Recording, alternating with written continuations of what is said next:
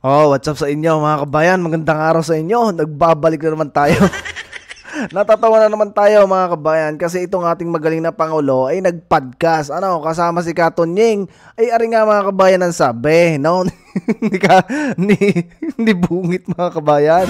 Oh, anyway, bago nga pala tayo dumako dyan mga kabayan sa sinabi na ni Bungit. Maraming salamat nga pala sa mga bagong subscribers natin. Sa mga hindi pa, mag-subscribe kayo na sa galing maging updated kayo sa mga videong ina-upload natin. Ay talagang binasa ko mga kabayan yung inyong comment diyan, talagang natatawa din talaga ako. Kasi ang dami talaga mga kabayang nagbibigay ng opinion, no? Patungkol dun sa mga hindi umattend na talagang sinasabi nila wala na, lubog na talaga mga kabayan ang barko ni Bungit. Kaya ngayon, ito nag-podcast mga kabayan kasama si Katonying at gusto na makipag-reconcile. Awaran sabi dito ni Bungit mga kabayan, PBBM, bet, ibalik friendship sa mga Duterte. Galingan mga kabayan sa bante Ayaw ko ng gulo. Gusto ko na magkasundo sa lahat ng tao. Napakagulo na magtagalog nito ni Bungit. Tagalog na hirap pang magtagalog eh. Ayaw ko ng gulo. Gusto ko makasundo sa lahat. Okay, tamo? Sa lahat ng tao. Ang gulo ng grammar. Mas maganda. Mas marami na akong kaaway. Hindi ko kailangan ang kaaway. Kailangan ko kaibigan. Parang bata dito ang kanya mga sinabi. Lagi akong bukas sa ganyan. I'm always open to any approach. Halika, magtulungan tayo. Kahit na hindi tayo magkasundo. Yan ang sinabi mga kabayan ni Bungit sa podcast niya. Panuorin na rin natin mamaya-maya mga kabayan. At ito pa, isa pa. Yung impeachment, nasa Senado na yan. Pabayaan natin sila. May proseso. Yan, pabayaan natin ang proseso. Alam niyo mga kabayan, na si Bungit. Ay, kumbaga, ano kang masamang hangin ang tumama sa utak nito mga kabayan at bakit yan bakit yan nakaisip-isip na mag-podcast, no? At mga pinagsasabi niya doon talagang kahit na bata alam na siya yung nagsisinungaling.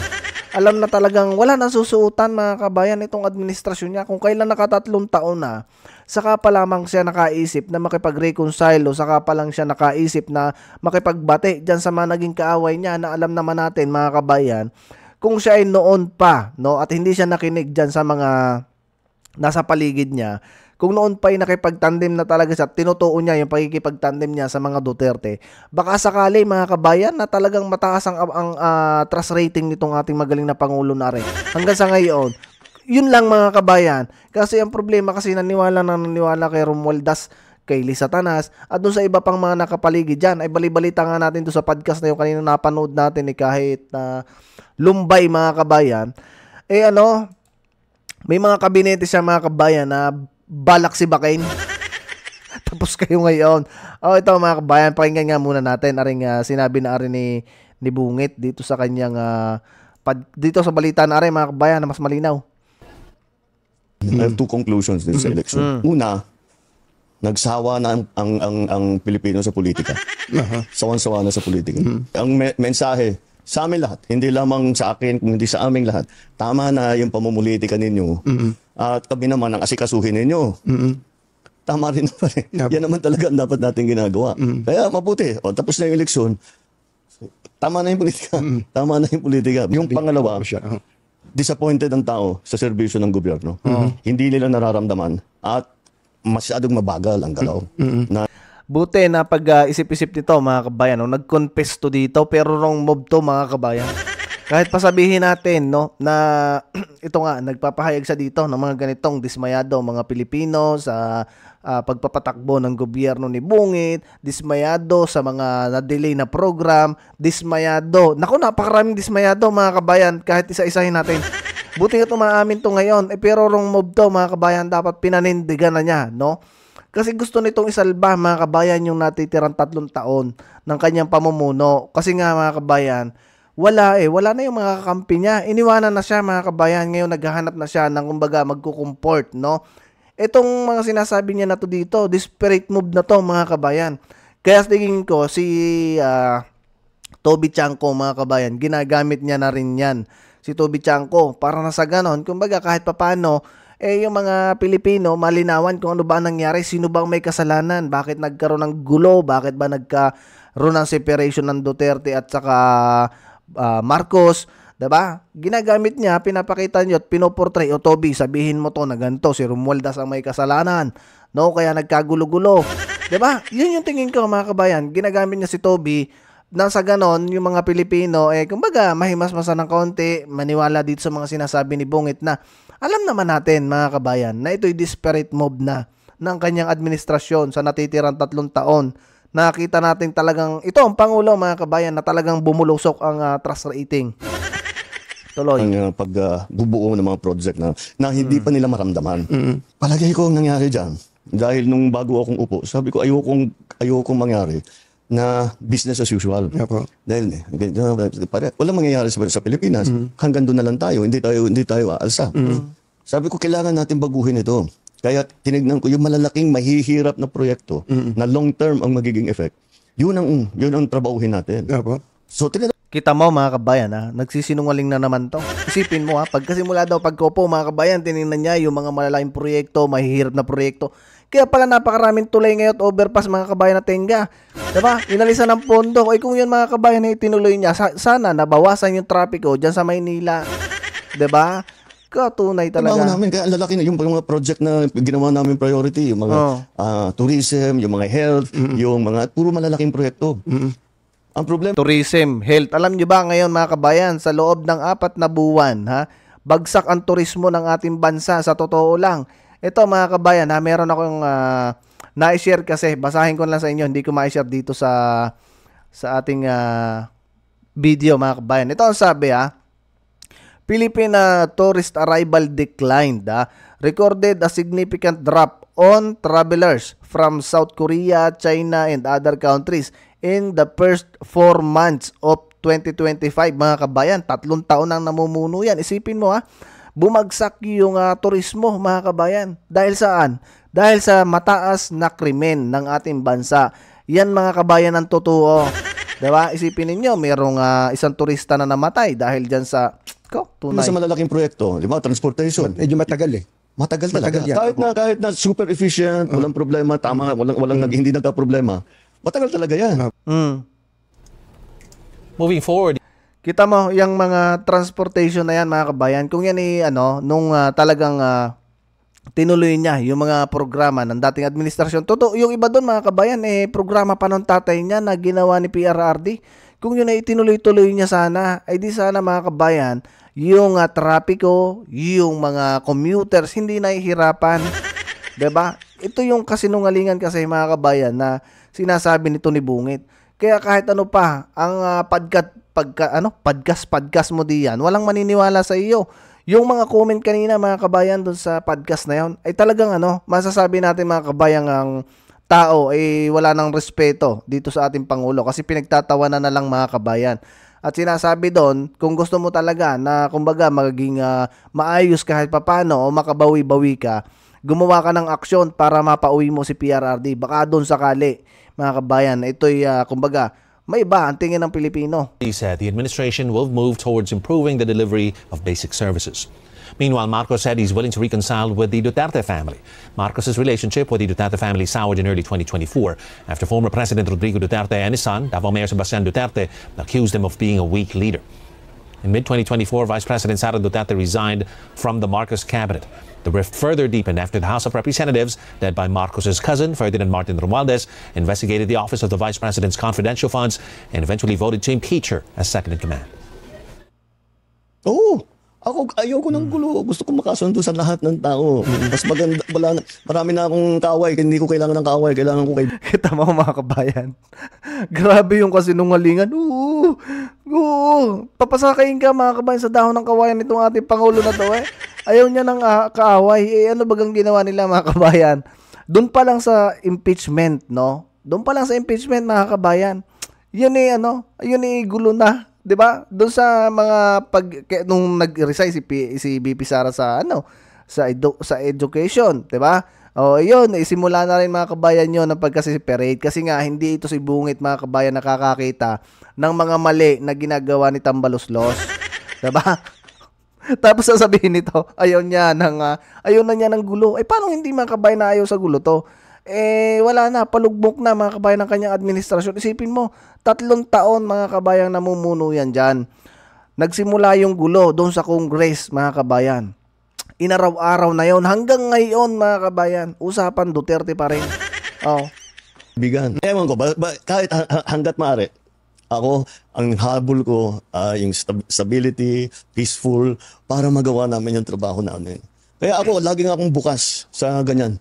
I'm always open to any approach na, alika, magtulungan tayo. Diba? Kahit hindi tayo magkasundo sa polisiya, hindi tayo magkasundo. Gawin yung trabaho, pero wag na tayong nanggugulo. Wag na natin, tanggalin natin yung gulo. Wag na tayo manggulo. Kayo ang nagpagulo. Ano, si BP Sara hindi na sumang-ayon doon sa mga singit-singit na ginawa ng Congress, mga kabayan, na pondo sa education. Diyan na nagsimula, mga kabayan, ang gulo na pinabayaan nito ni Bungit. Kaya nakakita, mga kabayan, ng mga Pilipino na talagang kumbaga napaka-weak leader ng administrasyon. Isipin mo, mga kabayan, ngayon pa niya naisip na makipag-reconcile. Naalala ninyo nung nagkaroon ng Asia Summit ba yun? 'Di ba? Yung nagpunta siya sa Malaysia. Hindi ko alam, mga kabayan, kung Asia Summit ba yun o na ginanap doon. Anong sabi niya? Wala na, hindi na siya yung umalis na siya, hindi na siya, marami siyang sinabi doon na talagang kumbaga masakit din, no? Masasakit laban sa ating Vice President. Tapos ngayon, naghahanap siya ng reconciliation. Sinong niloko nitong tao na to, mga kabayan? Ano kaya masangsang na simoy ng hangin na tumama sa utak niya? At yan ngayon ganyan ang mga pinagsasabi. Habang pinanonood ko yan, mga kabayan, kanina, yan podcast na yan ni Katonying. Lumbay, mga kabayan, si Bungit, isipin ninyo, no? Paano hindi malulumbayan? Unang-una, natalo yung kanya mga pambato, no? Na kahit bilyon, mga kabayan, 20 bilyon ng naging pondo na embezzlement, mga kabayan. Talo, diba? Ito pa, mga nangyayari ngayon na iniiwanan siya ng kanyang mga kaalyado. Hindi na siya nirerespeto ng mga Pilipino. Ay talagang kailangan mo magsinungaling ng kainaman. Na sa ganun kumbaga maging kumbaga yung mga Pilipino, yung alam niyo naman, mga kabayan, yung mga panatiko, no? Yung mga panatiko ay awang-awa ngayon kay Bungit. Anyway, mga kabayan, pakinggan muna natin si George Garcia. Ano ba nangyari? Bakit hindi na-proclaim itong ating Duterte youth? Chair, follow-up na lang po doon. Ano po bang status ngayon nung kaso ng Duterte youth? At doon, yung pong isa, ay kapapay lang po kasi nung isa, pero may nakita yung mismong division na mukhang may merit. Yung mukha lang, hindi pa po yan subject kasi kakailangan may sagot Pero, alam mo, ito si Garcia, mga kabayan, talagang lintik din ng isa pa rin to, mga kabayan. Si Garcia dapat yan na-impeach na kasi kita ninyo, ang laki ng sablay, mga kabayan, na dapat talagang i-recount yung boto. Kasi nga, mga kabayan, isipin mo, 18 million overvote, mga kabayan. Isipin mo, ganun mga Pilipino, yung mga Pilipino na yon, 18 million, napakarami na nagkamali, mga kabayan, sa pagboto.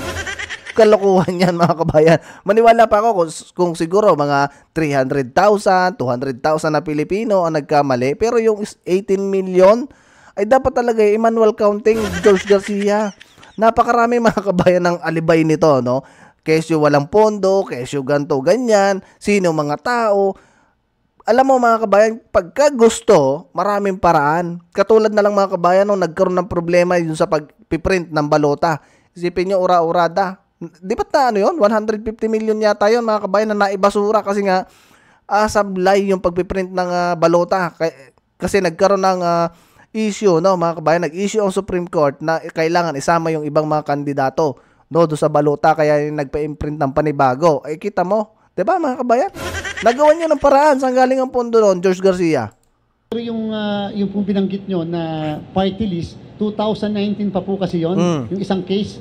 Tapos may pangalawang kaso pa muli na na-file doon sa pangalawang case na yon. And therefore, para sa inyong kaalaman ay meron na pong umiikot na resolution patungkol dyan. So, ibig sabihin, kung may ganun po, di po ba napaka-unfair na magtuloy ng proklamasyon kaagad? Talagang napaka-unfair, George Garcia, kasi selective ka.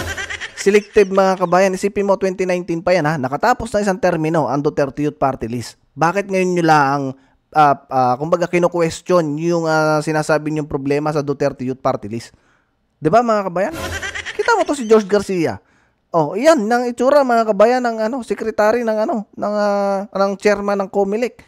Ngayon ninyo i-question sa dami, mga kabayan, maliban dyan sa Duterte Youth Party List. May isa pang Duterte isa pang party list na kumbaga supporter din ng mga Duterte.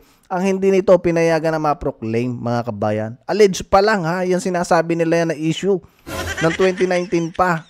Isipin nyo mga kabayan, samantalang yung ibang congressman dyan, may kaso, convicted, nakatakbo pa mga kabayan. For example, si Castro, diba? Yan ay convicted mga kabayan, pero hinayaan nila na makatakbo for senator mga kabayan. Ayun, talo. Sila ngayon ang nag-file ngayon ng another petition. Diyan sa pangalawang petition pala na yan mga kabayan ng Duterte Youth na i-disqualified yung pag-upo ng Duterte Youth Party List. Pero sila, mga kabayan, ito si George Garcia, ayan. Nasaan na ba 'yon? Yan. Nadidelay yung proclamation para lang masettle yung intra-party dispute, masettle yung issue ng disqualification or cancellation nila, o kaya masettle sino ba talaga may-ari ng party list. Ginagawa po talaga natin yan. In fact, mayroong isang kaso, kung natatandaan yung Anwaray versus Comelec. Yung sa Anwaray case naman, matagal na silang accredited, pero nagkaroon ng desisyon ng Comelec na i-cancel ang kanilang accreditation, at yun ang naging dahilan kung bakit umangat yung Akbayan party list doon sa pagkaka-disaccredit ng Anwaray. Ito po yung affirm ng Korte Suprema. So talaga po nangyayari yung mga ganyang klase na hindi muna napoproklama. Ang pinaka-classic example dyan lagi, yung yung Senior Citizens Party List, na lagi na lang din dati ng mga nakakaraan ay hindi nakakapagproklama ng maaga at hindi umaabot kaagad sa eksaktong panahon ng proclamation, but which eventually, later on, ay napoproklama rin naman po. Ito kasi mga kabayan ay bata rin ni Bungit mga kabayan. Kaya siguro ganyan ang ginawa nila dahil ang Duterte Youth mga kabayan ay nag-file ng impeachment kay Bungit. Siguro kinokontrol nila yung damage mga kabayan, pero hindi yan mag-uubra George Garcia. Kung hindi nyo man paupuin yan, ay talagang magkakagulo ng maigi diyan sa inyo sa Comelec.